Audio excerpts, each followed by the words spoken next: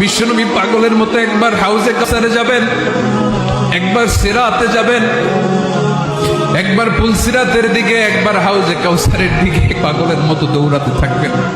তার কোনো গুনাহগার উম্মত যাতে জাহান্নামে ঢুকে না যায়, সেদিন কেউ সুপারিশ করতে পারবে না বিশ্বনবী ছাড়া। এজন্য 5 নম্বর আল্লাহ বললেন, মান যাল্লাযী ইয়াশফাউ ইনদাহু ইল্লা বিইযনিহি। কার সাহস আছে, কার এত বড় বুকের পাটা কিয়ামতের কঠিন দিন আল্লাহর সামনে দাঁড়িয়ে সুপারিশ করবে? কারো ক্ষমতা, কারো ক্ষমতা নাই। বিশ্বনবী সেদিন সিজদায় পড়ে উম্মতের জন্য কাঁদবেন, সবাই কাঁদবে, নফসি নফসি, আল্লাহ আমারে বাঁচাও, আল্লাহ আমারে বাঁচাও। বিশ্বনবী বলবেন, উম্মতি উম্মতি। বিশ্বনবী আমার জন্য কাঁদবেন, আপনার জন্য কাঁদবেন।